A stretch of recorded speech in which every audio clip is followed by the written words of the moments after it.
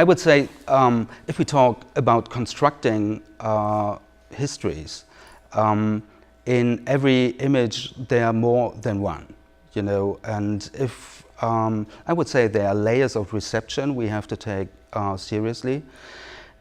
An image, a photograph, was produced in a certain context, and this context is still important. We have to understand why the photographer went out there, did it, you know, made the portrait or whatever.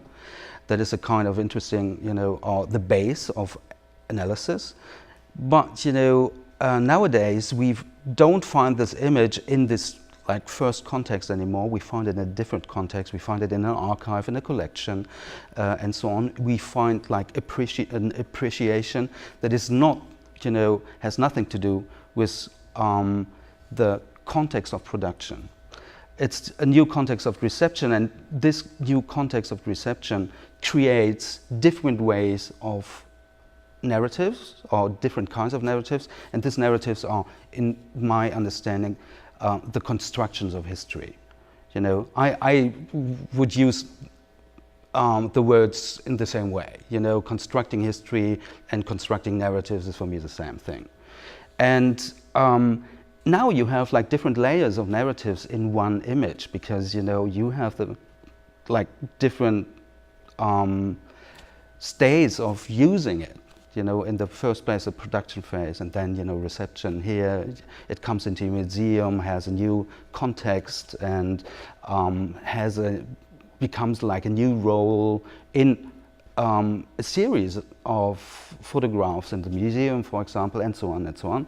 And this kind of like putting it into new context creates always, and has to create always, new narratives and new constructions of history. And these constructions can be very, very ideological, as I said, because, you know, they have a purpose sometimes. You know, people, you know, put things together to create a story that that makes a statement for like political reasons or whatsoever.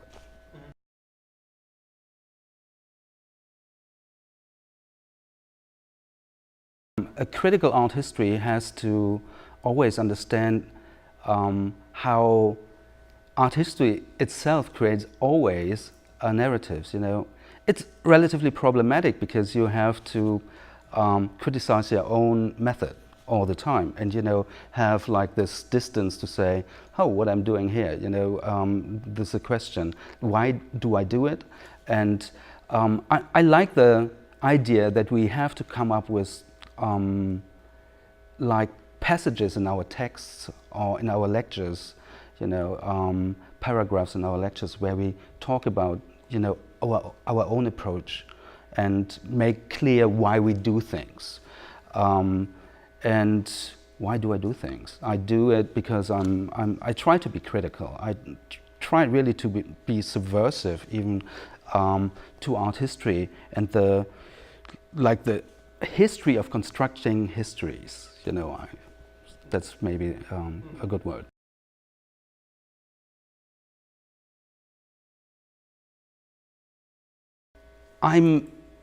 You know, I have a hobby, and that is, you know, occultism.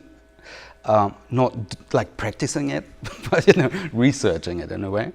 And it's amazing how this like practical occultists, you know, scientific occultists, used the photographic apparatus to prove the beyond, for example, or, you know, phenomena that are very strange, for example, materialization phenomena. And these images are intriguing. They are like, and I will show in my next lecture, a couple of them, they're breathtakingly strange. And because there are, you know, if you don't believe in occultism, and I don't, I'm critical, you know, you have to suppose that these images are totally constructed. But, you know, the occultists pretend that they are not. And now, you know, you have a huge problem, and this problem is interesting, but this problem is between belief and between, you know, skepticism. And these two things are very interesting if it comes to, you know, images, because do we believe in images? Do we think, you know, they are indexical, or we don't, you know, and so on. And I will come to that. Okay.